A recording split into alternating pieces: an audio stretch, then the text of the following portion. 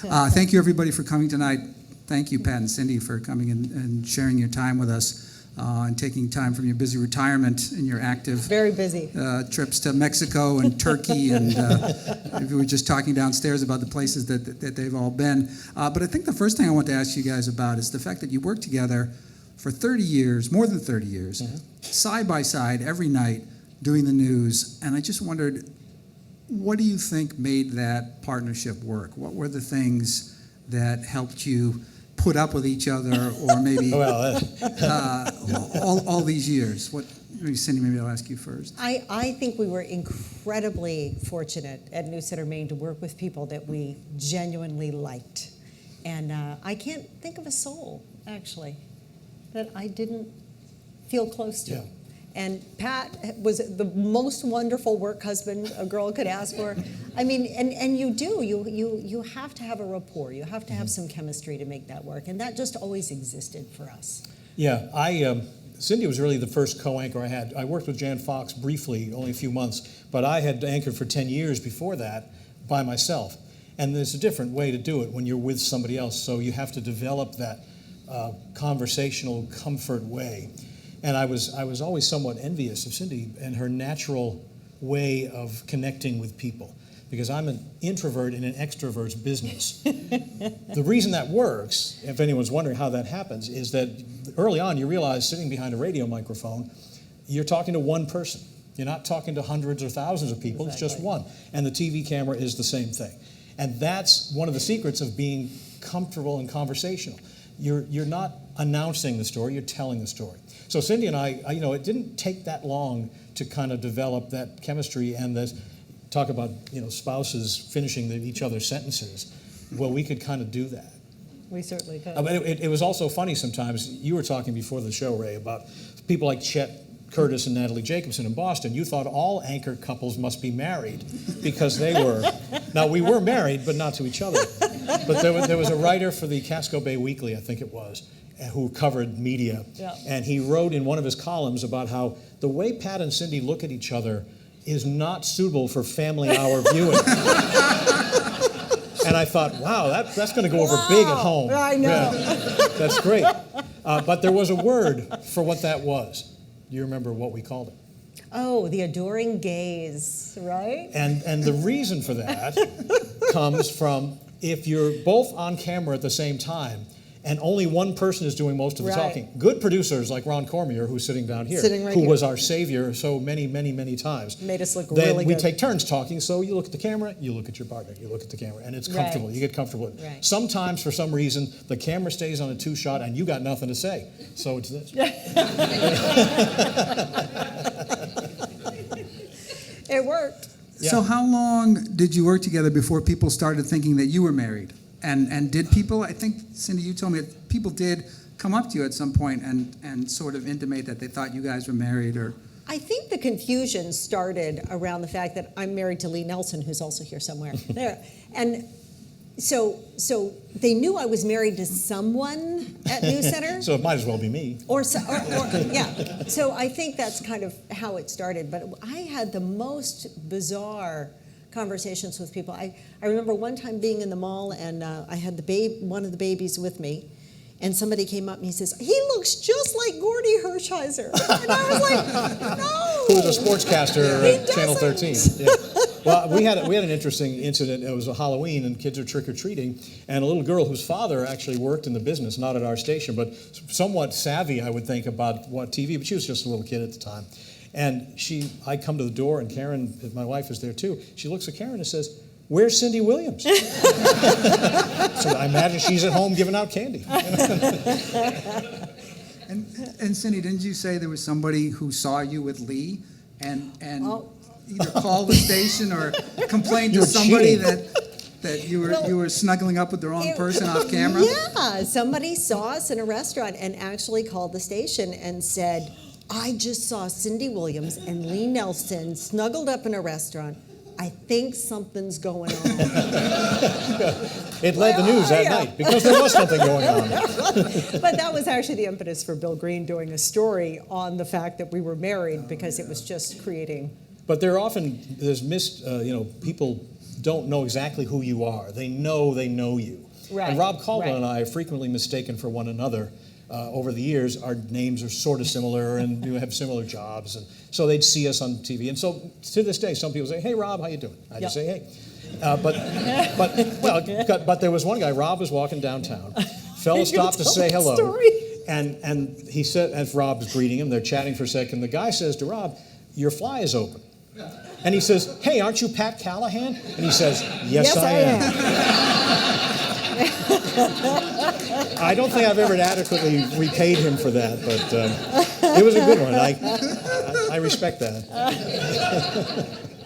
Yeah. I was going to ask you both to talk a little bit about how you are off the air, because people are used to seeing you on the air talking about the news, talking to each other. And I think maybe Pat has answered a little bit of this, because I was going to ask Pat if Cindy is as pleasant and smiling all the time as she is on camera. And I was going to ask you if Pat is as straight-laced and serious as he appears on camera, but obviously that's not the case. Well, I can tell you that, one of the things, when you have a team together as long as we were, and that's not just us, but that's 22 years with Bruce Glazier on sports and Joe Cupo on weather, extraordinary long time to have your front four at 6 o'clock all be together that long. And so we had a good relationship with all of us. And so in between the stories is what people liked better than whatever the stories were, because we'd kind of tease each other or make jokes or whatever. But you can't fake it for long. You can fake it for a little while, but ultimately people are going to figure out something about who you really are when you're doing this night after night after night. And the longer you do it, the better you should be at it. And that means you're really being yourself. You're not acting. You're not putting on a performance. So the fact is, yes, Cindy is one of the loveliest people you want to meet, and people love her for that. She's also the late Cindy Williams. We call her that sometimes because the clock was not always your friend. I thought you were talking about Cindy Williams of the Vernon Show. No. But speaking of mistaken, yes, how many autographs did you sign for that? The clock was not my friend. We walked in and Pat beat me here, and he was like, nothing's changed. Old habits die hard. I would come screaming into the studio with about 10 seconds left. But that worked for you. The adrenaline level was up. Yeah, yeah. But is Pat the same person that he is on TV? I think people know him to be very intelligent and witty, quick repartee. I don't think everyone knows how funny he is. I don't think people know what an incredible mind he has for facts, dates, trivia, music. He is a walking encyclopedia on so many subjects. It is just mind-boggling to all of us. And what are some of those? And I know, Pat, I think we've talked about this before, but you're a big music fan with a big record collection, and also a Huge. political buttons and memorabilia. So is that where most of your trivia comes in? Well, music a lot and of it, politics? yeah. You just, I don't know, you pick things up along the way, and if you're interested in it, it sticks with you, And with music, for example, what I wanted to be was a disc jockey, and play the records I like to play. But that's not how paid radio works. No one's going to pay me to play Beach Boys records all the time. So, but yeah, it's just something. People have interests. I love sports too. Baseball. Growing up in the '60s and '70s was a great time for being around New England sports. So. And Cindy, what did you want to be when you were young? Did you always want to be working news, or was there something else first? Early on, I wanted to be an orthodontist. I had an orthodontist named Dr. Bones, which I thought was hilarious. Was that a nickname or? No, that was his name. Oh, okay. Dr. Bones, and your teeth are What bones, other job so, could he get? But no, my teeth were a disaster when I was a kid. It was just a disaster. So it changed my life, and I thought, I want to do this for other people. And eventually I just got sidetracked and wound up doing a lot of writing and wound up here. Was there a pivotal moment, like someone you saw on TV doing the news, or a story you read in a newspaper, sure. or anything? I would watch the news with my father every night. It was our thing to do together. So all of the name all the females on the news over the years, the Barbara Walters, the Leslie Stahl. I idolized them. So it was no surprise that really caught my attention in college, and I wound up going into the writing and news departments, and Actually, I was behind the scenes for many years before I decided to get on camera. As a producer, or? No, it was a college television station, and I was behind. I was running camera, producing, directing, and somebody said, "Hey, we need an anchor. Why don't you do this?" And they said, "Keep doing that." So I did. And Pat, I know when you retired, we talked about this, but your father was in the news business. Yeah, he started in radio when he was in high school out in the Berkshires in Massachusetts, and worked in Washington for a while after the war, and then we moved to Boston. They moved to Boston in '52, something like that, to Framingham outside of Boston. And so, in fact, Lee Nelson's dad and my dad worked at the same station for a little while in Boston, and so that naturally was of interest to me. And we were news consumers, both papers and TV. We had 4 or 5 newspapers a day, because as you recall, Portland used to have 2 daily newspapers, one in the morning, one in the evening. We'd get morning papers and evening papers. My dad would bring more papers home from his commute into Boston. So I'm reading all that stuff, and like most kids in those days, you start off by reading the comics, and then you read sports, and then you start to realize there's other things in here that are important. And they all fit together, and it's all, the more you read, the better you're going to be if you want to do this kind of work. But I was also intrigued, and it's an unusual inspiration, but it was the Dick Van Dyke Show. And they were TV comedy writers, but they worked for TV, and the stories were always about, whether it was Rob Petrie's home life, his work life was so much fun. And so these people have a great time, and so it gets in your head to think, I'd like to do that, and so that's part of it too. And that's the thing, people say, what do you miss about when being retired? And I miss those people, being with them every day, and it's just, there's nothing really to replace that camaraderie, that sort of being in the trenches together. Things go wrong and you figure your way out, and you say, well, we live to fight another day, all of that stuff. And so that's hard to walk away from after 43 years. But the rest of it, any job can become a grind, and it's good to walk away before you don't like it.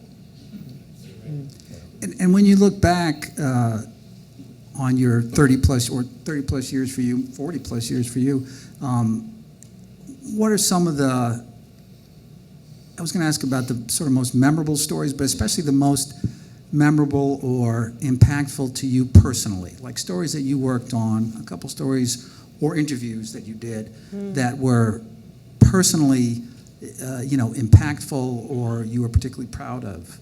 Are there any that come to mind? Oh, sure. The one that stands out to me the most was my stories on death with dignity. As Maine considered this law, it was a very personal topic for me because we lost Lee's mom to lung cancer. She desperately wanted that option, to the point that we looked into getting a place in Vermont and trying to make this work, but the laws were written so that people couldn't do that. It just became way too arduous for people. So as Maine considered this was after she passed. I know how much she wanted that option. That I did several stories with a gentleman who was eventually able to make that choice. And it was powerful because he was amazing, but it was powerful for me personally to share that issue with people in a way that they really understood the depth of the emotion that goes into it. And I was proud to get the Edward R. Murrow Award for that. And so, yeah, that's the one that stands out the most to me. Was it a difficult story to do since it had a personal angle for you? It was difficult. I definitely sought out people to look at it to make sure that I was riding a line, that I was not advocating, even though that is where my personal feelings were. It was still an issue that was being debated in the State House, and I really couldn't come across biased on that. But I was telling a very personal story of one man's wishes. And so, yes, I sought out a lot of help in making sure that I was fair. Well, the thing I remember from those stories was the positivity from the family. Oh, they were how, as unbelievable. difficult as that is to deal with, they accepted and understood this choice is being made for a good reason, and we have to be on board with it, and they did, and they embraced it. And I don't know, that was special. Loved it. And Pat, do you have a couple that come to mind. And again, not Which just ones? not just big, important sort of national stories, but something that was impactful to you or that you remember on a sort of a personal satisfaction level. I guess it's really sort of the process of covering the things in Maine that we saw over 4 decades. And that means everyday stories of people's kindness to one another, finding ways to help the homeless, or, there's so many people in Maine who want to do the right thing. Well, of course, most of the people that get on the news tend to be the ones causing trouble somewhere. But the fact is, most people want to do the right thing. And Mainers always, always, always step up. And the other thing that you notice over covering news over that much time is, while for a small state, we have an enormous impact, an enormous reach around the country. The people look to us and admire the leaders we elect, the Bill Cohens and George Mitchells and Olympia Snowes of the world, Margaret Chase Smith before our time. But, that whole lineage of Maine politicians being common sense, they're there to do the job, they're working hard. You might not agree with them politically, but they're there for serious reasons. They're not just looking for attention the way an awful lot of people are. And so to think that, that their impact, and we get to tell their stories, is really kind of gratifying. And to think someone like George Mitchell, guy from Waterville, just turned 90 the other day, still looks great, sounds great, and Don Callaghan talked with him last week. And here he is, not only as a U.S. Senator rising to power and helping to update clean air laws and pollution laws, clean water laws. That's helping the state, that's helping the country, it's helping the world. Then he turns around when he's retired and he goes to Northern Ireland and helps resolve a crisis that was hot war for 30 years, but was simmering for hundreds of years. And he had what it took to sit down for a couple of years, devote his patience and time to letting them sort this out for themselves. We're not here to impose a solution. I'm here to help you find your solution. And once everybody had their say, well, not many people could do that, could sit there and take that. And especially a lot of them didn't want him there, the people on the unionist side. And they said, one of the leaders, Ian Paisley, said to him, I don't feel it right calling you chairman. He says, well, what would you like to call me? I'll call you senator. He said, I've been called that a lot. Go ahead. That's not important. What's important is that you all work together, and I'm here to help you do that. And it worked. Saved lives. So being part of all of that, we had a president who lived in Maine, and we had personal contact with him as vice president, George Bush, 41, as vice president and president. That's extraordinary. But again, a small state, and yet the important people are here getting things done. And it was a great period for that. And you went to Northern Ireland with Mitchell, right? I did, during yeah. that story. And so what was that like, or what were some of the things maybe that we didn't hear about or read about that you saw, or maybe a sense that you got being with him there that maybe we don't know about? Well, I can tell you, I had a lot to learn. I knew something about that conflict, but there was a lot I really didn't know until I spoke with people who've lived through it. So we spoke with a woman who was involved in one of the women's coalitions working for peace. And one of the things, she invited me into her home and we talked, and I said, how do you know if someone comes into your neighborhood is a Catholic? Because this was a Protestant family. Well, you just know. You know who's supposed to be there. It's not color. It's not like race. You can see someone's skin color. It was only that you don't belong here, you don't come to this neighborhood. She said, when you leave, I'm going to have to explain to people who you are and what you're doing here, which is kind of extraordinary. The other thing, as we're driving through Belfast, you see these armored personnel carriers with soldiers on them driving through the streets looking for any signs of trouble, and there's women pushing baby carriages, paying no attention to it at all. All I could think of was if an armored personnel carrier comes through Congress Square, we're going to notice. But they didn't. And so we stopped the car to get some video of this. The photographer opens the trunk. As he's getting his camera out, he looks, and they're pointing guns right at him because they don't know what he's getting out of the trunk. They don't know who we are, and it could be a rocket launcher for all they know, and they're going to be prepared for it. And we were pulled over for running a red light. Remember, if you've driven in the UK, that's not a hard thing to do. You're focused on trying to stay in the right lane. So a police car pulled us over. We didn't really know we'd run the red light. And the one officer comes up, and the other stood behind the car wearing not battle dress, but, armored, the vests. And he's pointing a gun right at our car. And so we explained the situation. They didn't give us a ticket, busted our chops for a while for being stupid, and then let us go. But when I spoke the next day to one of the officers in charge of what was then the RUC, the Royal Ulster Constabulary, I said, this seemed unusual to me. He said, we have to do that. We have to have two-man teams and one of them ready to shoot, because you have terrorists who will purposely have a traffic violation in hopes of luring a cop out of their car to kill them. So things like that, were just eye-opening, and the fact that they don't do that with regularity anymore is extraordinary.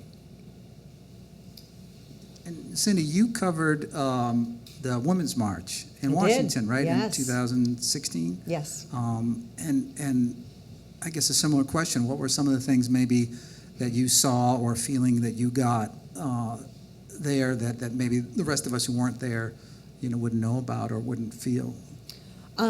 It was amazing to be in the midst of that kind of crowd and that kind of passion on both sides. There were some protesters there. I mean, the marchers were protesters, but there were some protesting the protesters. But people were just so passionate and heated. So in those moments, we've had situations locally too, where you have to be aware of your surroundings and your safety and things like that, but you also are trying to capture those interactions and that passion. And it's an interesting dynamic.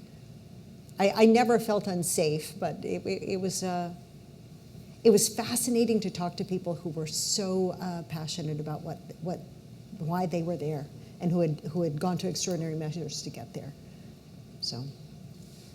And so you both covered lots of big moments and big stories, but I was going to ask a little bit about maybe smaller moments. And I think somebody had actually, on the website, a subscriber had wanted to ask this question. What was your most embarrassing moment on air? I'm not sure why we'd tell you that. Or Which maybe one? Pat, Cindy, you could tell me Pat's, and Pat could tell me Cindy's. I'll start. I was new to New England. I had never snow skied. I was reading a story at noon. Rob Caldwell was my co-anchor. And it was talking about moguls. And I didn't know what a mogul was. Not rich guys. I did not know what a mogul was. It became very clear throughout the story that I had no idea what I was talking about, and I was flabbergasted. I don't know if there's one moment, but there's a learning curve. And especially when I spent 3 years working in our station in Bangor, and they're somewhat skeptical of outsiders. From Massachusetts, they're not so sure. There's a word for it that we don't have to use here, but you all know what it is. Know. And so that learning curve offers many moments of kind of being embarrassed. And I got out of it because there were people there to guide me who grew up down east. We had a photographer who lived in Southwest Harbor. I think his family owned half of it at some point. And so he could kind of break the ice. If I got to go talk to some lobsterman, and who is this knucklehead? What does he know? Why should we talk to him? And he'd kind of break the ice because, as he liked to say, I sound like a herring choker, so they'll let me talk to him. And so there's that. And then learning how to pronounce the names of towns. Right. Oh, and I suspect that's a problem if you start in a new state anywhere. But the first time Mattawamkeag came up in a script, I didn't know what I was doing. So there's a lot of that over the time. Sure. Yeah. Or hockey players was the other Well, one. yeah, there's that. Yeah. Hockey players' names? The last names. Bad news.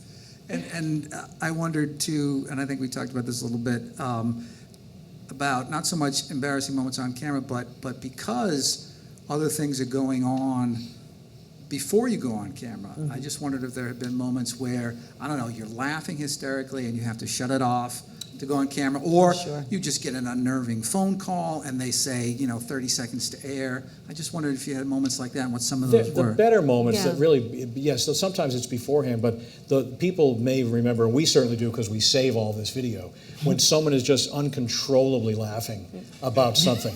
And there was one in particular, and remember, many of you are old enough to remember Bruce Glazier, of course, and one of the things about Bruce was he could be wicked at picking out your foibles, but he was an equal opportunity offender, and he didn't mind if you turned it around on him as well. No. So it made it okay.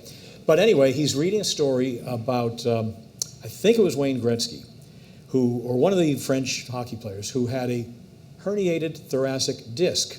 But it didn't come out Didn't that come way. out that way. Herniated thoracic disc. Well, Cindy and I, it was just like...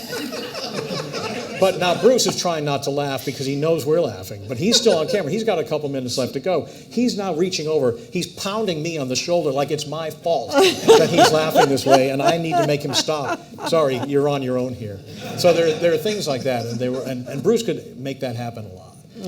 What are you going to do? You just got to push on through it, and everybody, anyone paying any attention, they got the joke. If you can push on through it. There were times I got laughing so hard. Yeah. Ron's looking at me, so I'm thinking of one time in particular where I can't function anymore. I get laughing too hard, and Take a he's break, got to yeah. finish the story. Well, That's well, usually what happens. And you talk about the rapport that we had, and we did have nonverbal communication where if one of us needed to either clear our throat or something, that the other could pick up.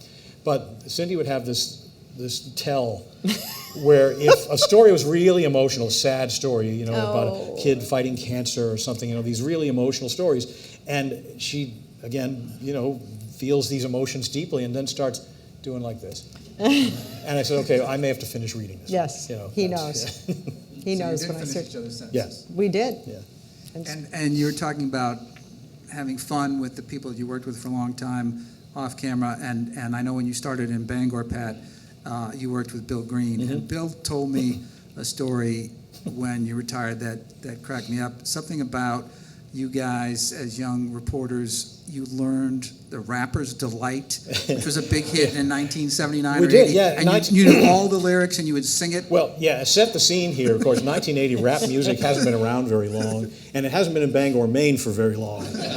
But there was a CBA basketball team called the Maine Lumberjacks, and that was their warm-up music.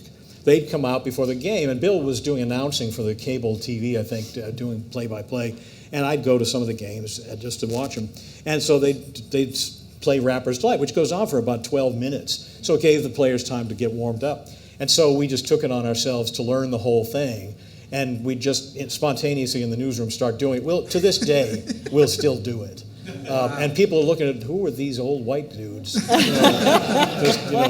We weren't that old then, but we were still awfully white.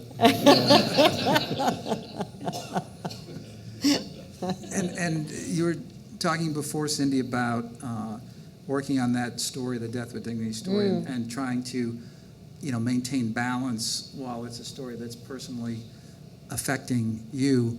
And I wondered if each of you could talk a little bit about that especially when you reported and wrote stories, because there's a lot of talk today, right, in the media about bias or being unbiased, and people feel like a lot of the media doesn't have that anymore.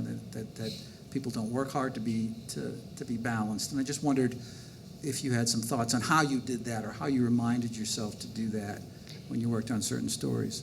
I think we started in an era where that was what everyone did. It was the ethical way to do this business. And it was pre-cable news. Yes. Before 24-hour cable news, which changed many, many things in the media landscape. Which somehow allowed bias to be the reason part of the it landscape. did, they had 24 hours a day to fill. Much of that is commentary. So they'd put together their panels and regular guests who would take a point of view and the others would argue, and so you knew where they're coming from. The news reporters, the news anchors on CNN and the other networks really don't do that, but if your network gets identified in a certain way, you're going to be branded by that as well. So You're right. When we grew up, and it was Peter Jennings and Walter Cronkite and Huntley Brinkley and all of that stuff, and so no one knew what their politics were, and you didn't want to.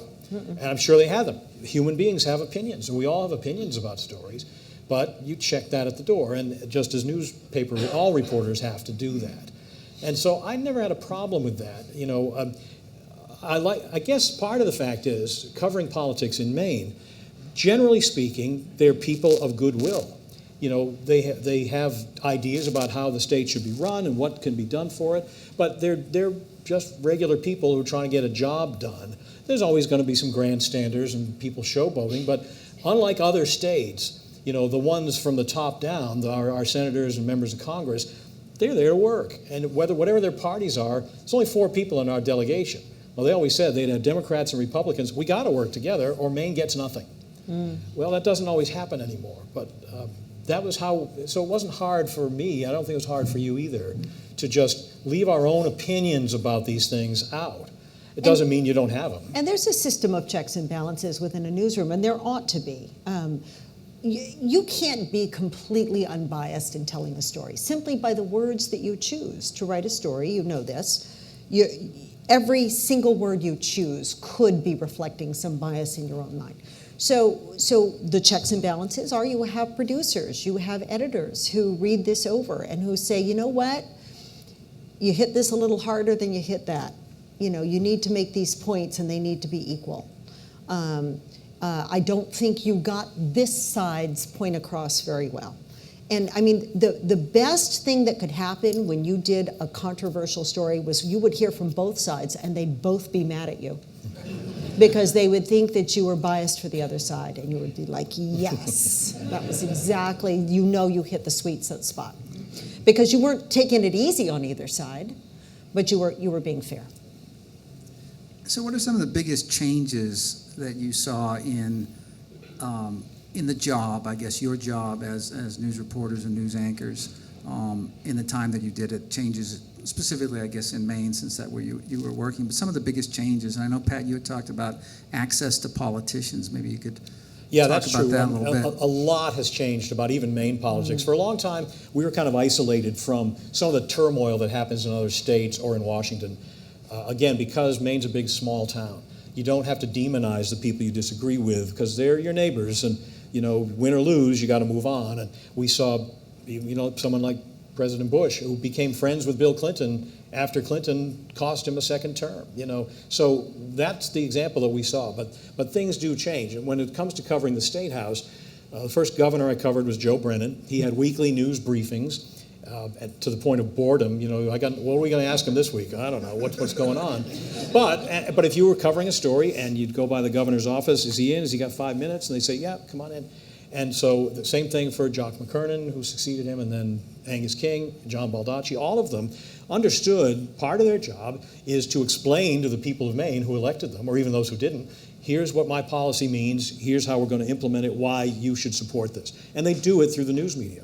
Social media changed the need for some of that in politicians' eyes. They can get away with speaking only to those who already agree with them. So when Paul LePage was elected, Paul LePage is a smart guy, and he also is very good on his feet when it comes to handling questions that people ask him. He's serious about it.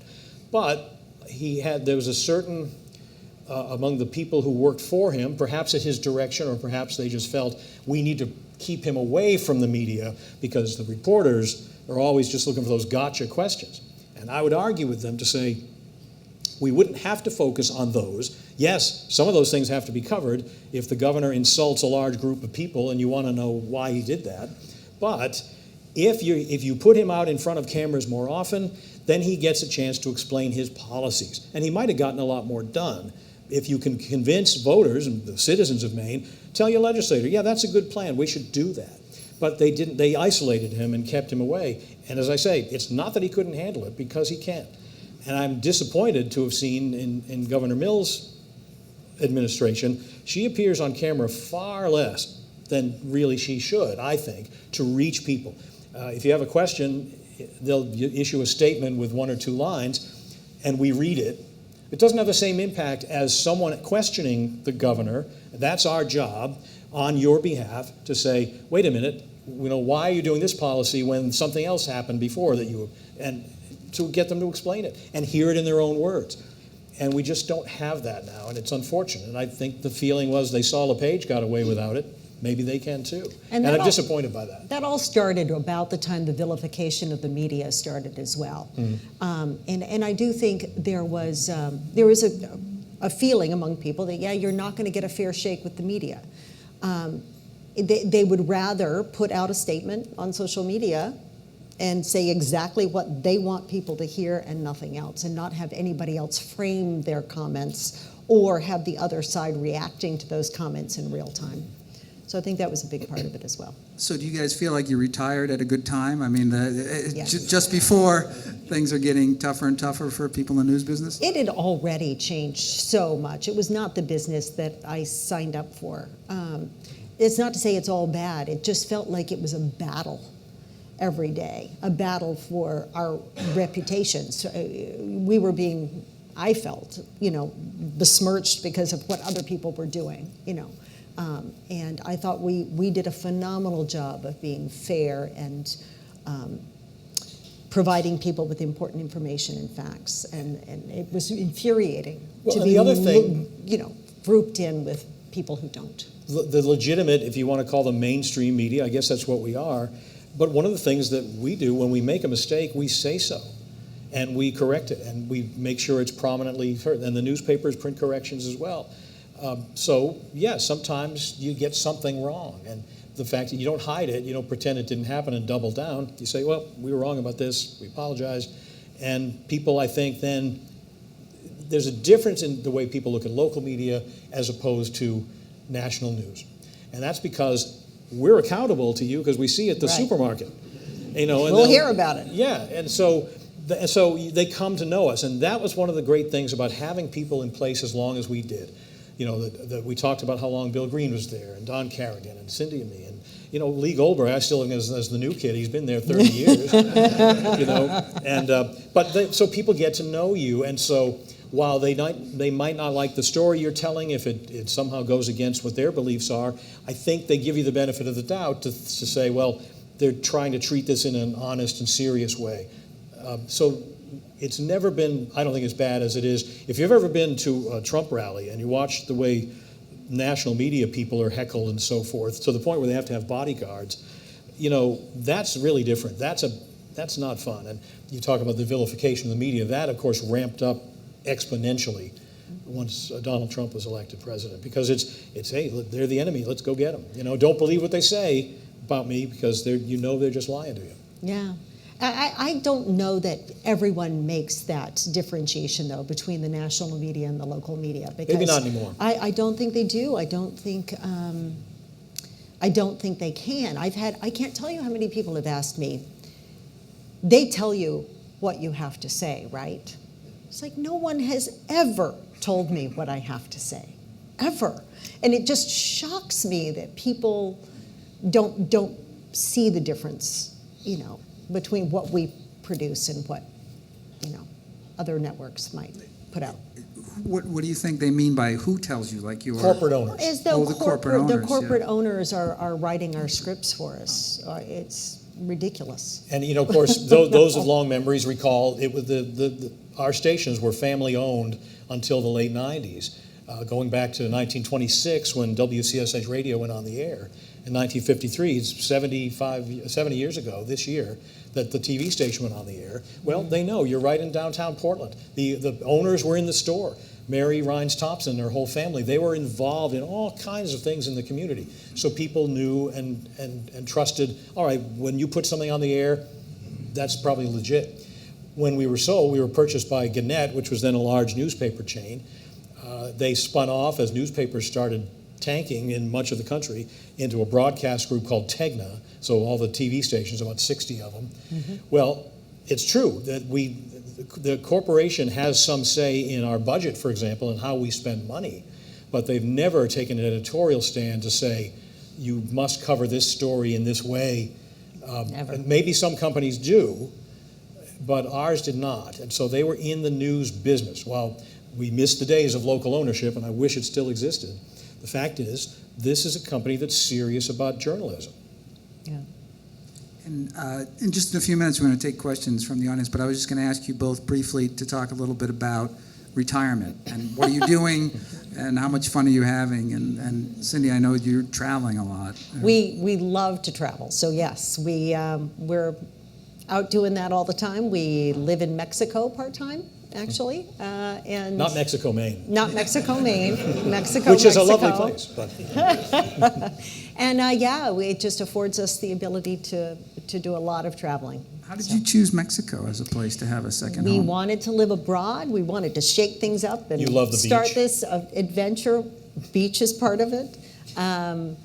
We actually had identified 5 different places we wanted to go explore, decide whether or not we wanted to live there, and we went to Mexico first, and we never went to any others. But we love it. It's very inexpensive. We have friends from all over the world, and conversations are fascinating and titillating. It's a wonderful place to be, and it's on the beach.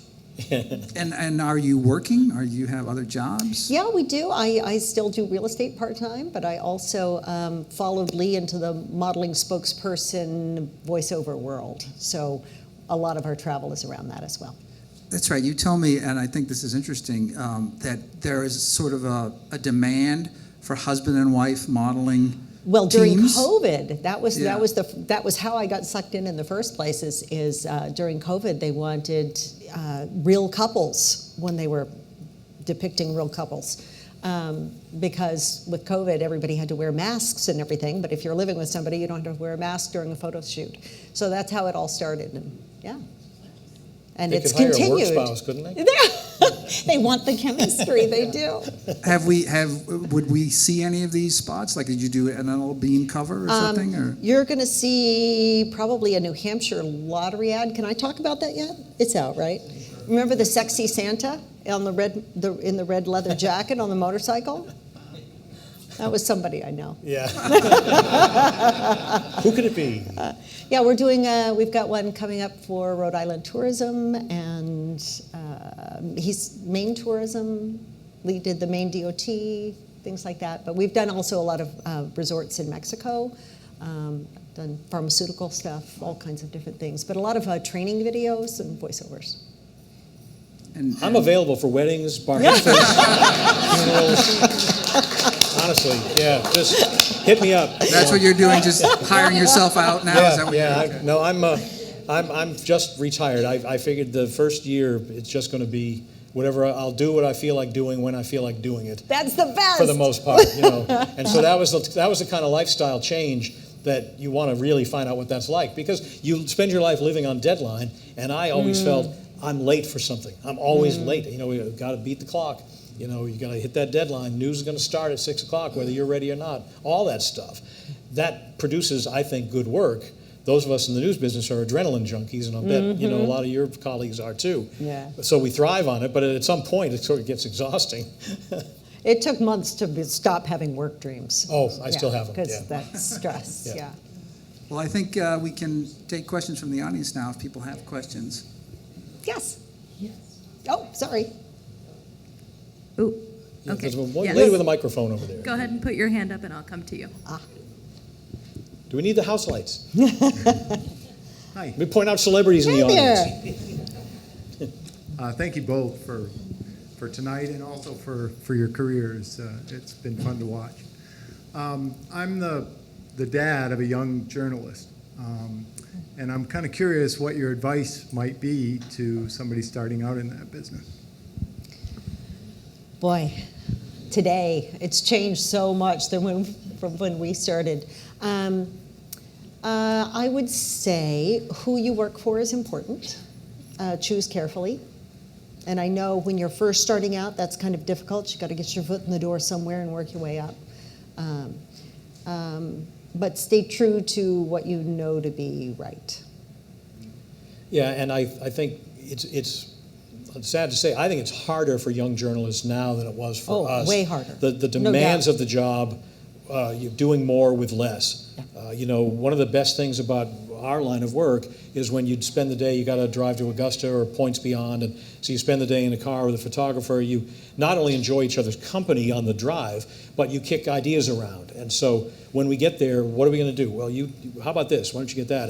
And then coming home, the photographer can say, well, I got a shot of this. Try to write that in.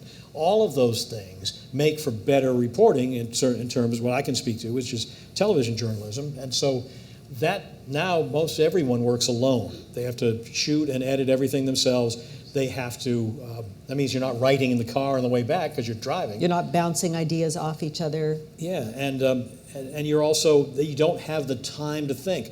When we started, and for much of our time, the deadline was 6 or 11 o'clock. Mm-hmm. Now, the deadline is this minute. If you're out covering a story, you've got to get something up on social media. You've got to get something on the website. That's before you write the story for what was your bread and butter, the evening newscast. Right. So it's challenging. If you have a passion for it, you can make it work. But it's not easy. But that's the thing. People who aren't serious about the work don't stay in it for long because the hours are terrible, the work gets harder, and the pay is not that good. However, if you feel, I like telling the truth about what's happening in my community or my state, then do it, and find a way to tell those stories. And whatever your media platform is, if it's a newspaper, a website, a podcast, all of those things now are part of the media menu that we order off of. Right. And it can be very, very stressful. So take care of yourself. That's right. That's not Have a someone you small can talk thing. to about especially if you're covering a lot of tough stories. Emotionally, it can be very draining, depending on the story. Then you get to tell good news stories, too. Yeah. That was the other question. Why do you always do bad news? We don't. We do lots of great news. You just have to stay to the end of the show.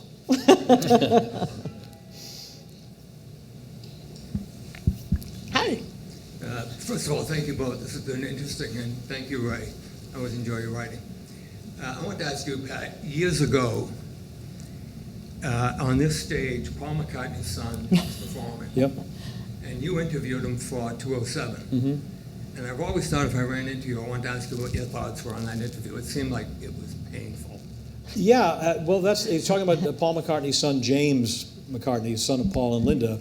And their daughters, he's the youngest of the family, I think, and the daughters had all grown up with careers in photography and clothing design and stuff. And James decided to follow into the music business. Well, that could be a leg up. Your name is known, but I could tell from him he didn't seem comfortable with the notion of how to sell yourself. He seemed talented enough. The songs that he played were good, but are they great? Is it enough to make a career off of? I don't know. But he did not seem as someone who had grown up watching one of the most famous people on the planet as his dad, and he didn't seem to absorb that part of the personality that you kind of need if you're in the entertainment business.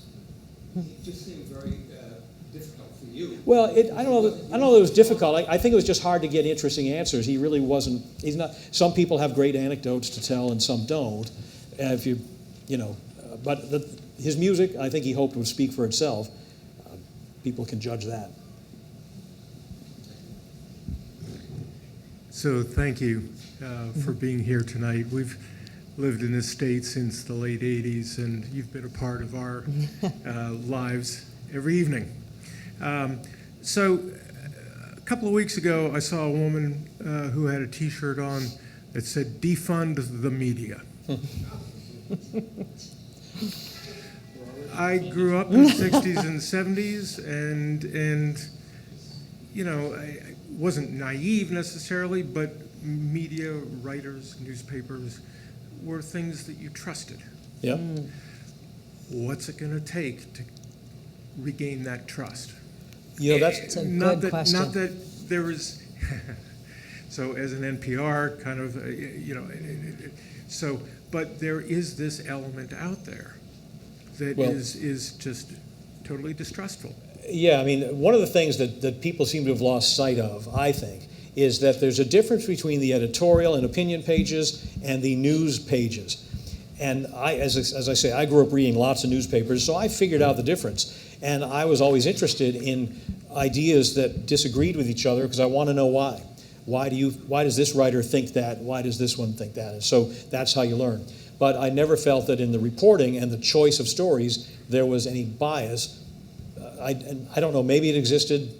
There was more competition, so you could get away with it. I really don't have an answer for that, other than to say I hope, and I'm sure Ray and Lisa and everybody here hopes that this new nonprofit that owns most of the papers in Maine now will give people a little confidence in the notion that we're not just here to make money. It's a new way of trying to fund the work we do, because journalism isn't free. We've come to expect, because of social media, we can read anything we want anytime. But somebody has to find the stories, especially the ones that are happening at your local school board or town council. You know, if you don't have somebody paying attention to that, then they can get away with all kinds of things. You've got to be the watchdog. So my hope is, and I know their hope is, that maybe that restores a little bit of faith in this model that says, we're just here to tell you what's going on in your community, large or small, and we're part of that community. And so let's all find this out together, because it's important that we learn it and maybe don't have to worry so much about how the bills are being paid. I don't know. We'll see. What has to happen, I really can't imagine. It is so polarized now. And the idea that you can't trust the information is only being exacerbated, I think, on social media, when you don't know what's true anymore. People can say anything. And then the algorithms that they have online. If you click on these stories, you're going to keep getting those stories, and you're never going to see the other side, ever. So I just think, I don't know. I don't know what has to happen for people to come back, but I do feel like the pendulum swings. It always swings. I feel like we got to be reaching the peak over here somewhere. Yeah, I hope so. Let's hope so. Thanks. But some people need information, and they need information they can trust, and I hope they continue to seek out sources of information that are indeed trustworthy. Interesting you should say that. George Mitchell made the same reference in the interview, that in politics a pendulum swings, so we just still have hope. We need that. Yep. Question for you, Pat. I think Chris Brown was truly in total respect of your knowledge a couple weeks ago when you were on 207 with him. Will you be doing any more of that to share your musicology with us, who are If they ask, desperately yeah. in need of what you Well, know? yeah, it was funny because Chris had reached out to me a few weeks before that and said he likes to have someone else from Bull Moose come on with him when he does the 207 segments. And the woman who had been doing it left the company, and they were trying out. Herb Ivey from BLM did one. And he said, yeah, I'm happy to do it. And they had the hardest time coming up with what they'd put on the super, the name, and they describe who you are. For Chris Brown, it says Chris Brown Bull Moose Music or whatever. And so for mine, Caldwell came up with the notion, very wisely, just said former record store employee. Which is the truth. You know, so way back when I was in college, that was a great job. It was funny because I was still doing that when I was graduating, and I'd gotten a couple of other part-time jobs. One was at New Hampshire Public TV writing, and the other was at WSME Radio in Sanford doing news and commercials. And so I'm sweeping the floors in the store thinking, Walter Cronkite doesn't sweep floors. What am I doing in here? We have time for one more question, if anybody has the last one. All right, take it away, No one brought any Ray. vegetables to throw? That's great. Ooh, we escaped unscathed.